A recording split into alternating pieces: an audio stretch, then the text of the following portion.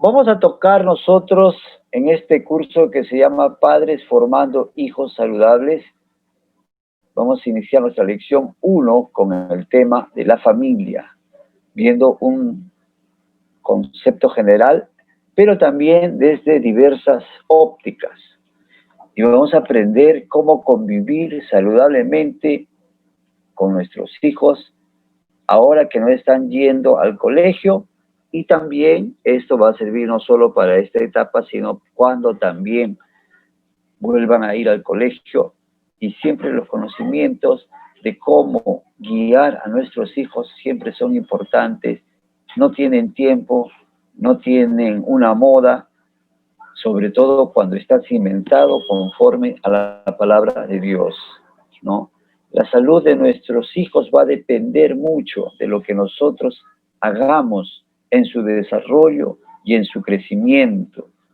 El Señor tiene su propósito y nos ha puesto como cristianos, como seguidores de su palabra, para obrar conforme a lo que dice la Escritura, sin llegar a un fanatismo, sin llegar a un aislamiento, en donde los cristianos a veces son considerados como una isla. Algunos se fanatizan y llegan a extremos que no manda la Biblia. Entonces todo eso lo vamos a ir aprendiendo en este curso de Padres Formando Hijos Saludables. Vamos a empezar primero por el concepto de familia. ¿Qué cosa es la familia? Según la Real Academia Española, la familia es un grupo de personas formado por una pareja, normalmente unido por lazos legales o religiosos, que conviven y tienen un proyecto de vida en común, y sus hijos, cuando lo tienen y cuando no hay, también se casan para tener hijos. El punto de partida de la historia de la familia cristiana está plenamente fundamentada en las Sagradas Escrituras. En ella, en su primer libro, en Génesis 2, 4 al 25, menciona cómo ha sido constituida la primera unión de una pareja establecida por nuestro Creador, y quienes fueron llamados Adán y Eva. Varón y hembra fueron creados por Dios para que habitasen la tierra y la multiplicasen. El propósito de Dios al poner al hombre en el huerto del Edén fue que ellos siguiesen multiplicándose y aumentando y poblando la tierra. Y Dios los puso con tanto amor en aquel lugar hermoso, e inclusive ellos, el propósito era que tengan la vida eterna. Solo les dio un requisito, basado en la obediencia, que no coman del fruto del árbol prohibido. Y eso fue el primer pecado que cometieron. Pecaron contra Dios, desobedeciendo, oyendo los consejos de Satanás, encarnado en una serpiente.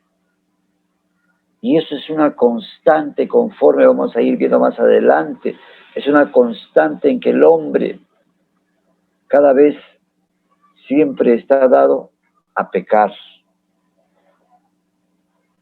A partir del primer pecado de Adán, el hombre rompió esa comunión con Dios. Y entonces fue necesario, por el amor de Dios que tenía al hombre, que otro hombre muriese para que aquella comunión fuese restablecida. Vemos a través del Génesis el propósito de Dios que llega hasta el Apocalipsis. Ese hombre que tenía que morir para restaurar la comunión con Dios fue Cristo. Y está dado desde el Génesis, cuando cometen el pecado y son arrojados, y el Señor, nuestro Dios, le dice a Adán y Eva que iba a venir alguien que iba a venir alguien que le iba a herir en la cabeza, aquel demonio, a Satanás, y este le iba a herir en el calcañar, o sea, en el talón. Cuando muere Cristo, se restablece la comunión entre Dios y el hombre. Pero no se restablece solo porque así se da por sí. El hombre tiene que aceptar a Cristo, tiene que reconocer sus sacrificios para entrar de nuevo en comunión con el Señor. Vamos a ver nosotros ahora el concepto de la familia secular. ¿Cómo es la familia secular? La familia que está afuera, que nosotros decimos comúnmente los mundanos o el mundo. La familia secular también encaja en el concepto de la definición del diccionario, pero en una búsqueda de supuestas libertades han dejado de lado la soberanía de Dios. Hay otra escuela paralela a la historia del hombre, que es una escuela muy antigua también, que se llama el humanismo. El humanismo aparentemente es una teoría o es una forma filosófica en la cual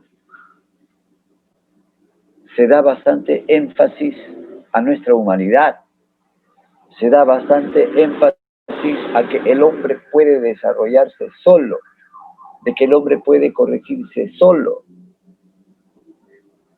Y a veces decimos nosotros, hay que ser más humanistas, sin saber que el humanismo forma parte, es la base de aquellas teologías ateas que niegan la existencia de Dios y que dicen que el hombre solo se puede valer sin la ayuda de ningún Dios.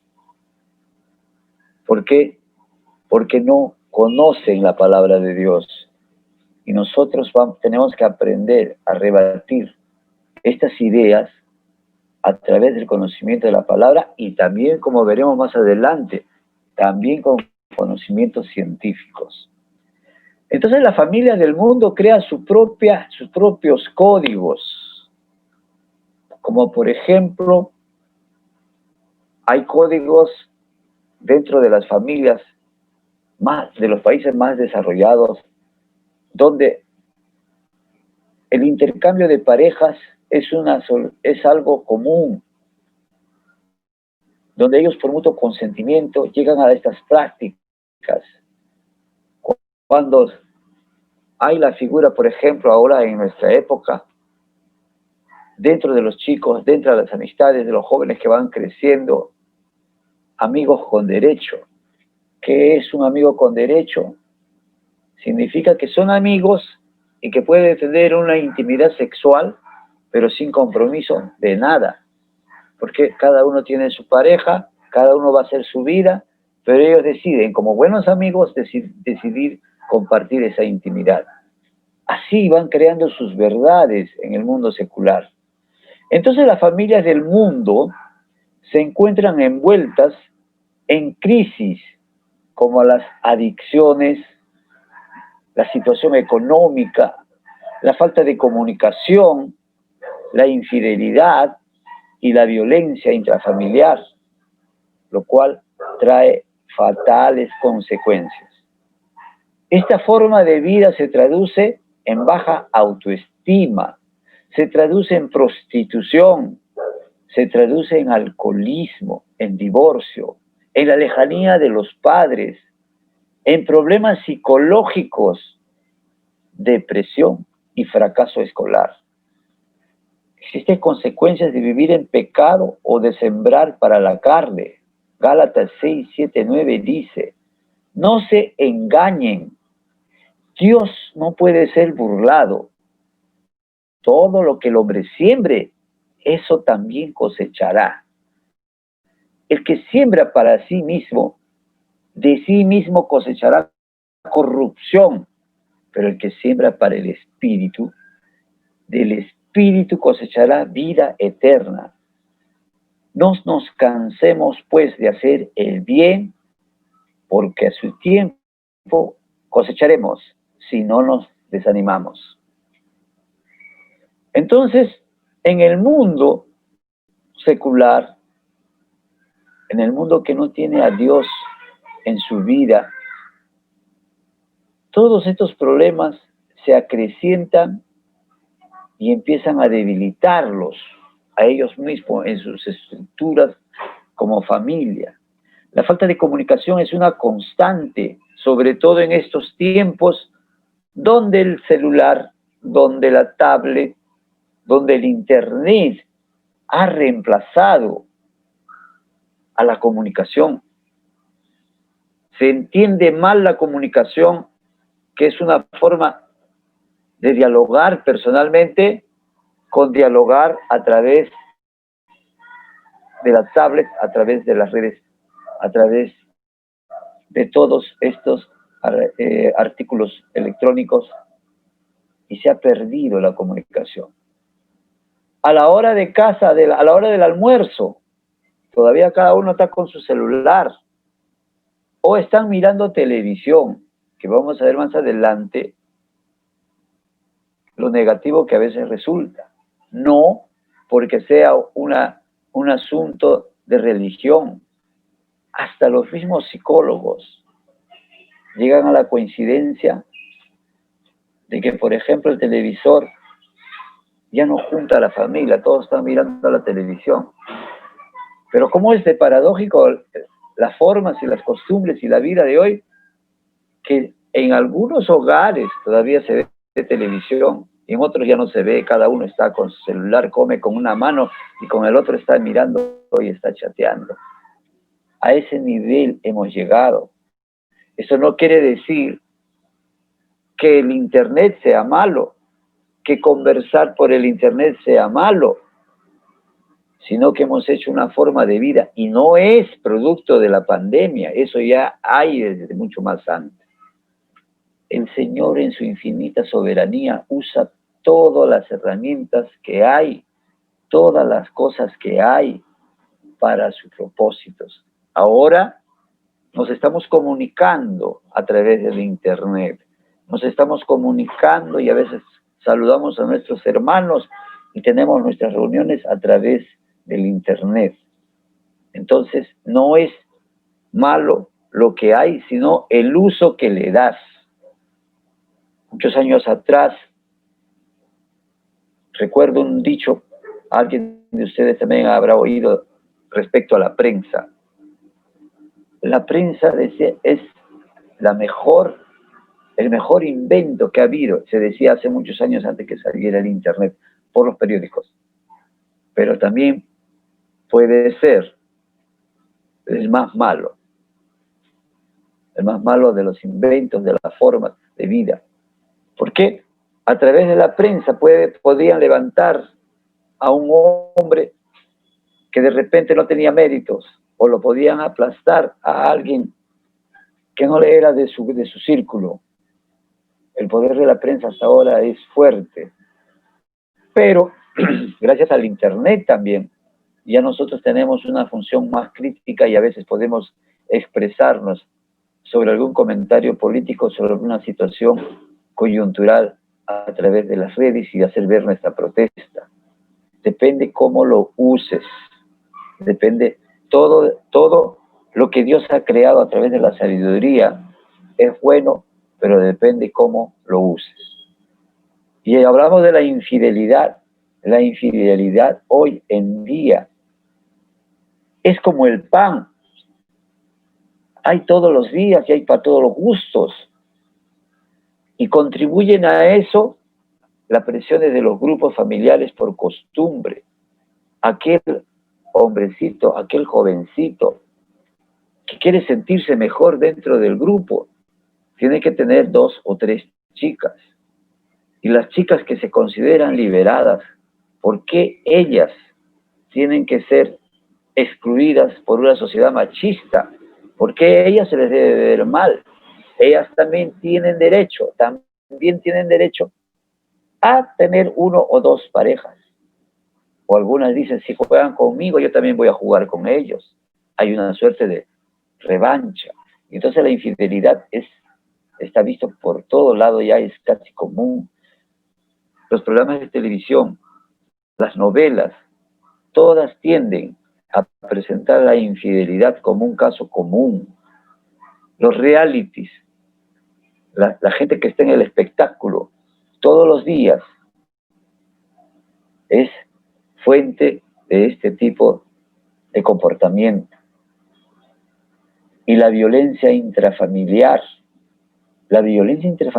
ha llegado a avanzar a unos niveles no antes vistos, aún en los hogares cristianos, porque muchos de nosotros, todos nosotros, desde el hermano que recién entra como nuevo creyente hasta el pastor, todos tenemos luchas. ¿Cuál es la diferencia? No es que el pastor sea igual pecador que el que recién se convirtió, o no es que hay líderes que son pecadores.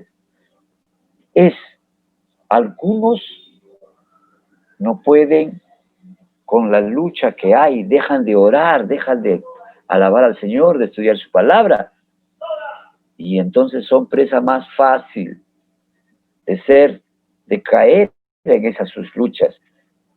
Y una de esas luchas que tienen los cristianos más buenos, digamos, entre comillas, son dos cosas que hay. La mentirita blanda, el mentir por decir, bueno, esto justifica que yo mienta. La mentirita blanda cuando viene el cobrador y le dices al hijo, dile que no estoy, o cuando vas a salir en el carro y de repente no te cobraron el pasaje y dices, el Señor me está bendiciendo. El Señor sabe que yo necesito. Dos tipos de mentiras y muchas otras más que se dicen a veces en casa. Entonces, ese es uno de los pecaditos que arrastramos los cristianos en nuestra lucha. El otro es la ira. La ira está dentro de cada ser humano. Y aun cuando ha venido al Señor, y aun cuando está sirviendo al Señor, es parte de su lucha. Muchos de ustedes habrán visto, o de repente también pasa con ustedes, de que a veces no pueden contener la ira y terminas de repente insultando a tu hijo o insultando a tu esposa y no te puedes contener. Y a veces, la gran mayoría de las veces, en los hogares, estos rezagos de ira son por cosas sin importancia, por cosas que uno de repente podría callar. Por ahí recuerdo, por ejemplo, a mi madre un día, ella hacía la comida y un día se equivocó y echó doble de sal. Y mi papá que había sido transformado por el Señor, en otros tiempos él hubiera hecho un lío terrible, pero se quedó bueno, dijo, se pasó un poquitito. Y después, conversando con mi mamá, le decía, pero ¿por qué ahora no renegaste? No, por ejemplo, ¿qué vale que yo reniegue? Eso no va a remediar. Ese es un momento. Más vale vivir tranquilos, sin pelear. Pero es bien difícil, mis hermanos, es bien difícil. Lo sé por muchos casos, por mi caso personal también. Yo estando en el mundo era un hombre más violento. Yo resolvía las cosas muy rápidas con la violencia. Y he sido bien duro. Allí el Señor trabaja duro con nosotros y tenemos que estar orando y todos los días para no renegar, para no, a través de esa ira va creciendo como una bolita chiquita y se va haciendo grande, grande, grande, como los huaicos. Un huaico, ustedes saben, empieza con la lluvia y va empezando con deslizamientos pequeños de barro y luego va arrastrando piedras, se hace lodo más grande y luego hace un aluvión, un alud y hace destrozos. Igualito es la ira. De esas cositas, por ejemplo, nosotros nos tenemos que cuidar. En el mundo la estima baja trae como consecuencia que la persona entre en un estado depresivo, tenga que necesitar auxilio de un profesional. Y la prostitución, que cada día también va creciendo conforme aumenta la crisis, aunque a decir de muchas personas arrepentidas que salieron de la prostitución, ellas mejor dicho, usaron la excusa de la falta de economía para optar por ese camino. Nosotros como cristianos tenemos que ver a aquellas personas que están envueltas por este tipo de pecados, no por encima, sino verlos con amor para poderlos traer a los pies del Señor. Muchas prostitutas cuentan en sus testimonios que para ellas no fue fácil, porque la primera vez tuvieron que llorar y tuvieron que con lágrimas aceptar esa nueva forma de vida. Y luego les gustó y se quedaron ahí. Y una vez que están ahí, difícilmente pueden salir. Y el alcoholismo es algo que para nosotros los cristianos puede estar superado, pero que no deja de ser un peligro en nuestros hijos. ¿Por qué? Porque desde las fiestitas de promoción, porque desde las saliditas con los primeros amigos ya se va tomando alcohol, a veces en los colegios. Hoy es promoción y le sirven a los chicos champán para brindar. En los colegios, sobre todo en los colegios seculares, en los colegios cristianos, gracias a Dios que eso no es una costumbre. Pero en los colegios seculares sí, y empiezan con la primera bebida que es agradable, un champán, un vino dulce, es agradable. Y luego con el grupo comienzan a tomar, como los chicos viven de sus propinas, licores más fuertes que lo combinan con gaseosas y se va haciendo agradable. Y Satanás es astuto. Satanás va introduciendo poco a poco en el gusto por el alcohol. Porque si el chico toma de frente la cerveza por primera vez, va a sentir que aquello es amargo. Y chicos que cuando recién comienzan y beben la cerveza se preguntan y dicen, ¿por qué a los mayores les gusta tomar cerveza si es amargo? Entonces Satanás astutamente va poniendo los primeros traguitos que son dulces.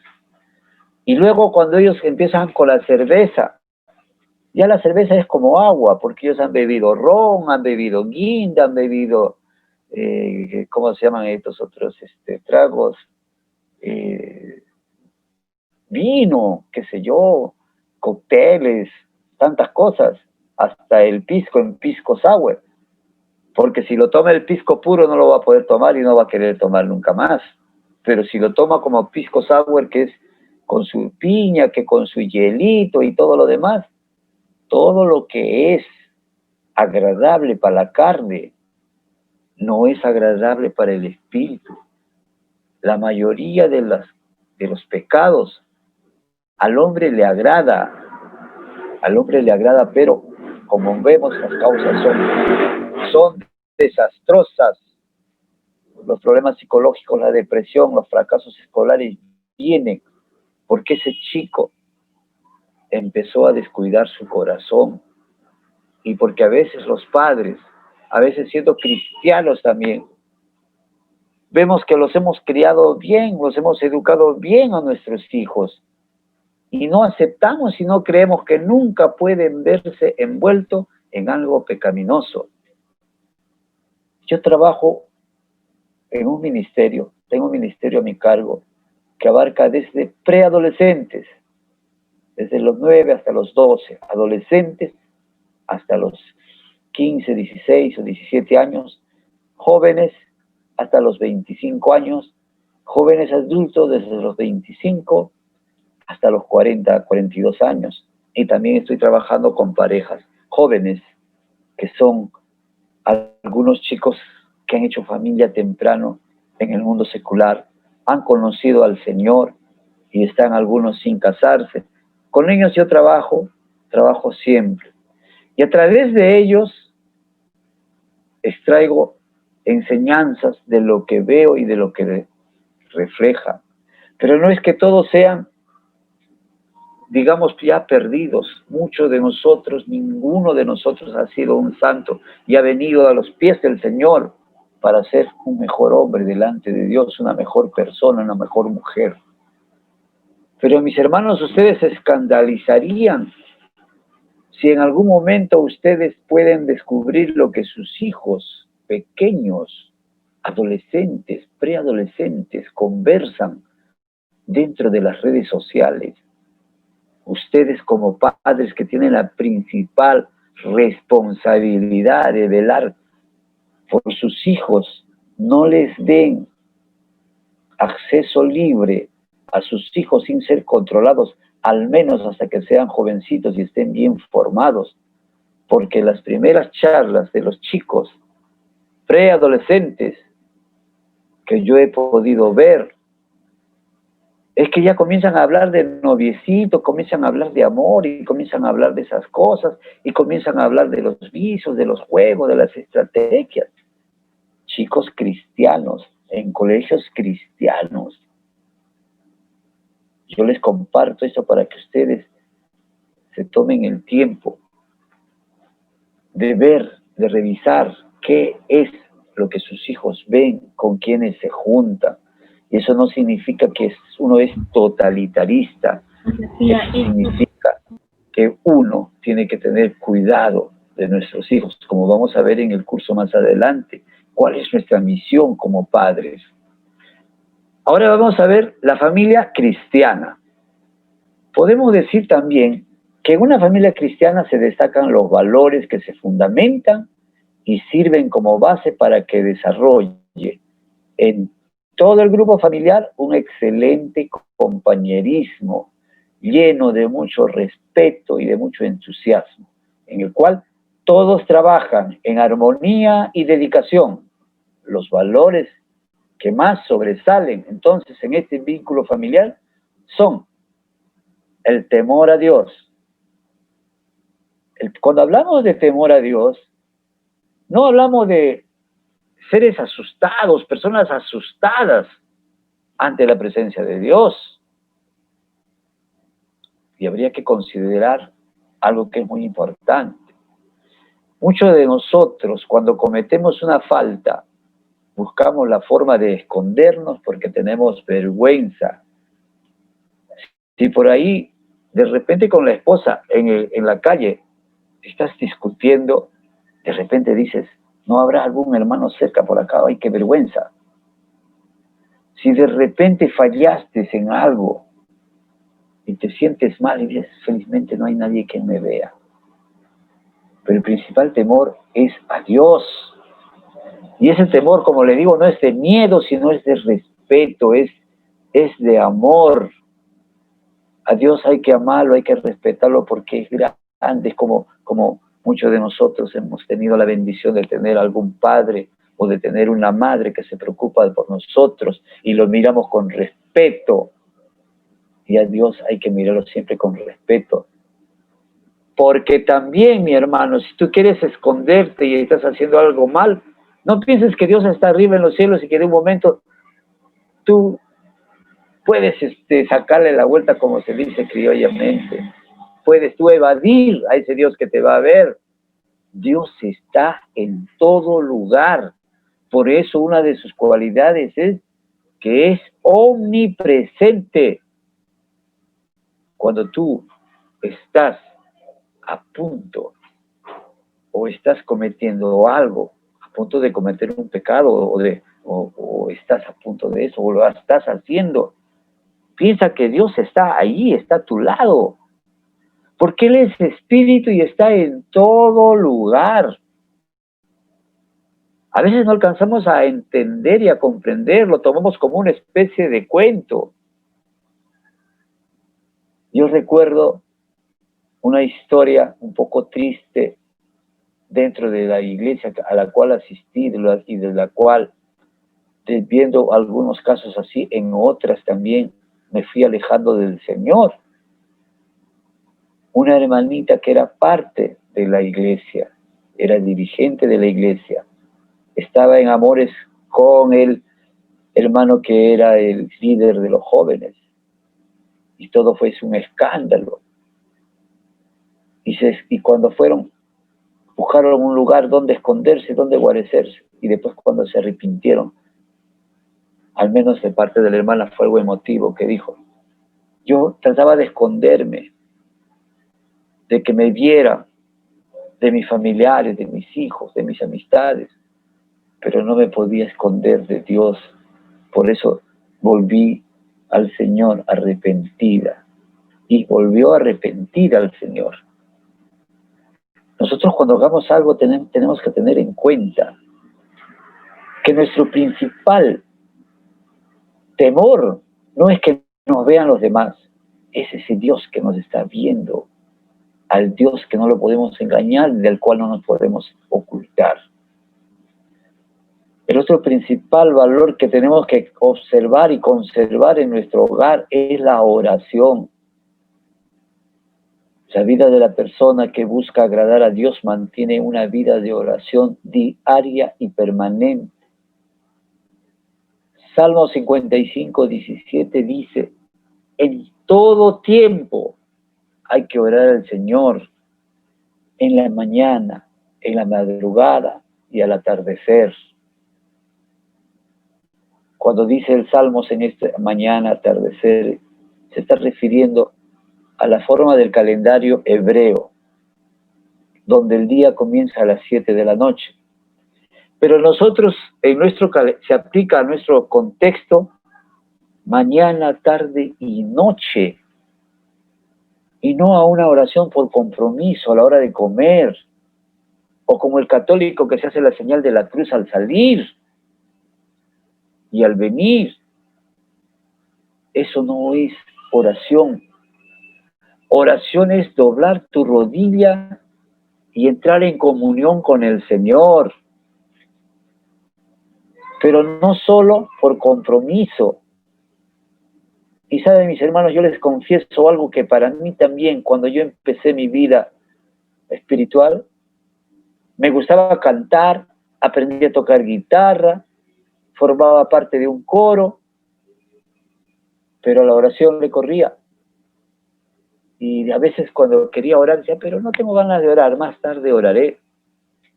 A muchos nos ha pasado eso, nos pasa, y pasa a grandes cristianos, y pasa también a pastores, y pasa a grandes hombres, que hay un momento que no tienen ganas de orar. Pero el orar no está en las ganas que tú tengas. El orar está en buscar a Dios. Si en un momento tienes tu lucha y te sientes, como podríamos decir, frío para orar con el Señor, igual ora. Igual ora, mi hermano, porque pasa un tiempo en que uno está ahí tratando de hilvanar alguna idea, tratando de ver qué dice a Dios. Y muchas veces empezamos y decimos, Padre, tú sabes que me falta plata, Señor, debo. Señor, mi hijo está mal, Señor. Señor, te pido, Señor, y una lista innumerable, y comenzamos por el pedido, que no es lo correcto. Porque cuando nosotros nos servimos una comida en la mesa, no es que se cocinó directo en el plato, sino que tuvo que pasar su proceso.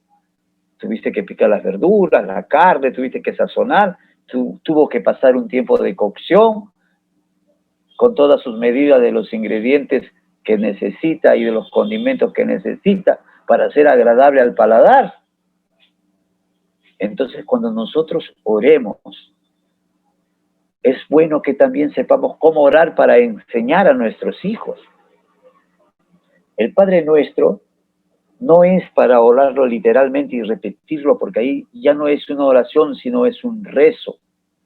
Cuando ustedes oren al Señor, primero pidan perdón, porque ustedes van a ver en muchos pasajes de la Biblia, en Josué, cuando por ejemplo quiso entrar, antes de entrar a Jericó, los israelitas para que salgan de su cautiverio, el mismo Señor Jesús antes de hacer su trabajo primero oraba, y oraba agradeciendo, primero pidiendo perdón. La gente tiene que pedir perdón de todos sus pecados para que estés limpio. Tú no puedes salir a la calle, jugarte un partido de fútbol o estar haciendo limpieza en casa y estar todo sucio y te pones la ropa blanca encima. Primero tienes que pedir perdón por todo lo malo que haces, por todo lo bueno que has dejado de hacer. Porque perdón, uno tiene que pedir perdón al Señor, no solo por lo que malo que puedas hacer, de repente no haces nada de malo, pero no estás haciendo lo bueno. No estás cumpliendo la gran comisión que tienes de predicar el evangelio a toda criatura. Y esto es lo menos que hacemos muchos creyentes. No le hablamos al vecino, no le hablamos al amigo. Nos ocultamos, a veces tenemos un poco de vergüenza. Entonces tenemos que empezar por pedir primero perdón al Señor. Una vez que en oración pides perdón, te vas a ir dando cuenta que no tenías ganas de orar, pero comenzaste por pedir perdón a Dios. Decirle, Padre, perdóname, Señor, hoy día mentí 2 veces. O Padre, me porté mal con mi esposo. O Padre, me porté mal con mi esposa. Perdóname, Señor. Perdóname, Señor, que a veces no leo tu palabra. Perdóname, Señor, porque a veces no converso con mis hijos. Tenemos tantas cosas de que pedir perdón, pero empezamos pidiendo primero. Entonces, después de pedir perdón, hay que alabar a ese Dios. Cuando nosotros vemos en el Padre Nuestro, dice, Padre nuestro que estás en los cielos, santificado sea tu nombre. Entonces, después de pedir perdón, nosotros tenemos que darle gloria a Dios, santificar su nombre, agradecerle de ser parte de su reino. Una vez que has cumplido con pedir perdón, con agradecer a Dios, entonces recién puedes pedir, porque dice el Señor en su palabra, que tu oración no sea una vana repetición, porque Dios conoce todas tus necesidades. Si tú solo agradeces y si tú solo alabas al Señor, ten por descontado que el Señor ya sabe tus necesidades, pero el Señor también quiere que tú se lo digas. Y entonces ahí tú comienzas a pedir por tu esposa, por tu esposo, por tus hijos, por tu familia, por algún hermano que esté mal, por alguna necesidad. A pesar que el Señor conoce tus necesidades, puedes expresarle tú. Y no es necesario, si tienes una necesidad, de que busques a otro hermano tu líder, de que busques a un pastor si no está. Es bueno orar juntos, es bueno orar como un siervo de Dios, porque de repente nosotros a veces descuidamos nuestra vida espiritual y de repente alguno de nuestros líderes, algún pastor, puede estar en ese momento lleno del Espíritu Santo. Pero eso no te impide que tú ores. Dice la palabra del Señor que entra a tu cuarto y tu Padre que está en secreto te va a oír en secreto. Entonces tú puedes orar. Y si tú tienes bastante comunicación con el Señor, si tú cultivas todos los dones que el Señor te ha dado, si constantemente estás en comunión con el Señor, el Espíritu Santo te puede usar para sanar, te puede usar para convertir, te puede ayudar en los problemas que tengas en la vida, porque el Espíritu Santo es quien obra en cada uno de nosotros. Porque el Espíritu Santo llegó cuando tú aceptaste al Señor. Y es algo que muchos desconocemos, que cuando nosotros nos entregamos al Señor, el Espíritu Santo viene a morar. Pero no viene a morar, digamos, solo porque quiere morar. Viene con regalos, y esos regalos son los dones espirituales. A unos les da don de pastores, a otros don de evangelistas, a otros don de sanidad, a otros don de lenguas, a otros don de misioneros. Viene con diferentes dones y los tienes tú, hermano. Y tú lo tienes que cultivar a través de la oración, a través de la lectura de la palabra.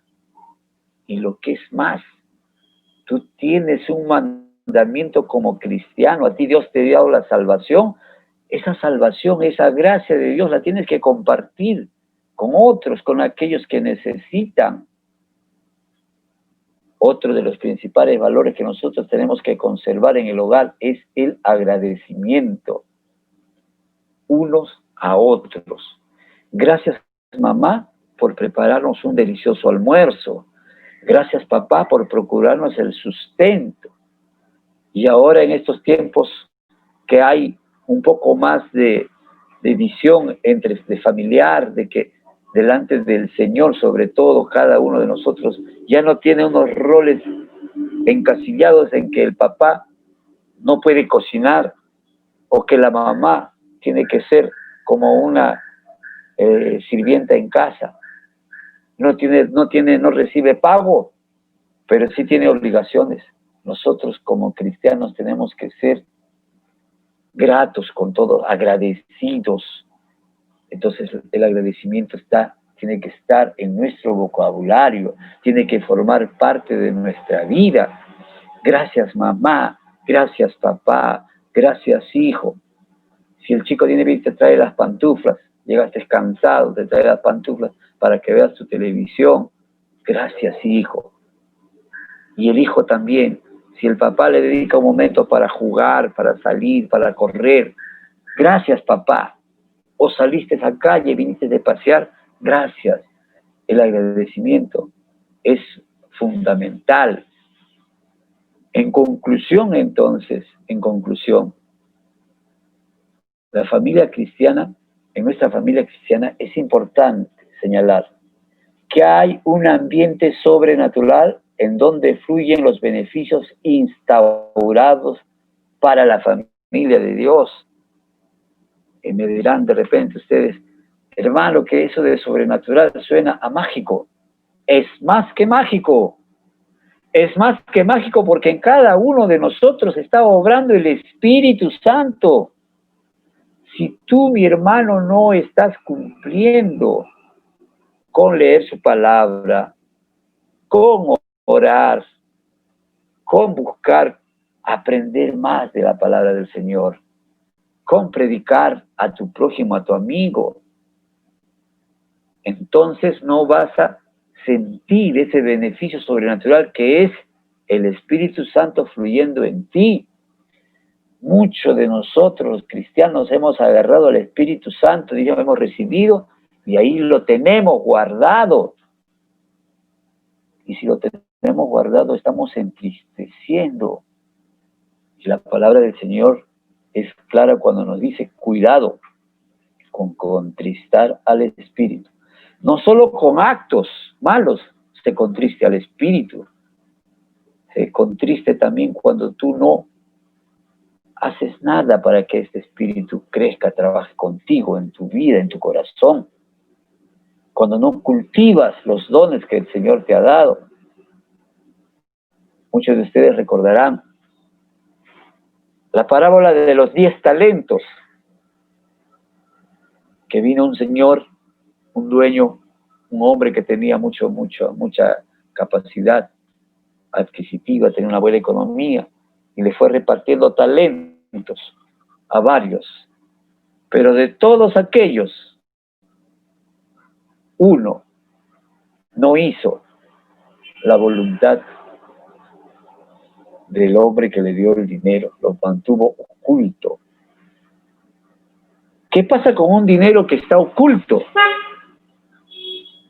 ¿Qué pasa con un dinero que tienes para invertir? Vamos a suponer que te dan 10.000 soles a alguien y te dice, ¿sabes? Toma estos 10.000 soles y hazlo producir. Y lo que produzca, vamos a ganar mitad y mitad. Es una gran oportunidad. ¿Por qué? Porque los 10.000 soles no los tienes y lo tienes para invertir. ¿Y qué pasa si tú agarras y lo guardas y lo escondes? Nadie va a ser beneficiado. De ninguna manera vas a poder tú darle utilidad a ese dinero. Entonces, ¿qué pasa contigo que tienes el Espíritu Santo? Tienes el Espíritu Santo, vamos a suponer, tienes el don de evangelismo, pero estás ahí asistiendo a la iglesia, vas de la iglesia a tu casa y de tu casa a la iglesia. ¿Qué utilidad le sacaste al don que tienes? ¿Y qué pasa cuando uno tiene guardado algo? A veces se deteriora, a veces se malogra. Entonces nosotros tenemos que darle la utilidad a los dones que tenemos del Espíritu Santo. Entonces, todos adoptamos los papeles que nos corresponden a cada quien sin que haya ninguna imposición humana. Cuando la familia está guiada por aquel ambiente sobrenatural que es el poder de Dios, cada uno hace su papel sin que le estén diciendo. Es como un intercambio de manifestaciones que vuelven al hogar en una constitución de unidad. ¿Nos acordañarás? Hermanita Mercedes, por favor apague su micro. Otra hermanita más, por favor, apaguen sus micros. Gracias. Entonces, ya no hay necesidad de estarle diciendo, obligando a hacer, o por obligación, o que el papá salga y diga, ay, tengo que trabajar, esto es una carga, ¿para qué me enamoré? ¿Para qué tuve hijos? Cosas que se ve en el mundo secular. Cada uno hace su papel, cada uno ayuda. Y esto vamos a ver más adelante en el desarrollo del curso, cómo vamos a ir compartiendo roles, padres e hijos, ¿no? Y los hijos todos están en una buena comunión. Entonces, para terminar este punto de la lección 1, la familia cristiana es el resultado de una planificación de Dios. Él se propuso tener una familia muy grande, y esa familia es la iglesia. Y ahí están todas las familias, y nosotros tenemos la suerte, digamos la bendición, no suerte, no, la bendición de tener una gran familia que es nuestra Iglesia Alianza Cristiana y Misionera. Y los que no forman parte de la Iglesia Alianza Cristiana y Misionera, somos también la familia de Dios. No importa, Dios nos dice, todos los aliancistas irán al reino de los cielos, todos los pentecostales irán al infierno, todos los del movimiento misionero mundial irán a otro lado, y los de la Asamblea de Dios a otro lado, y los bautistas a otro lado. No, todos somos la gran familia cristiana, la familia que Dios ha puesto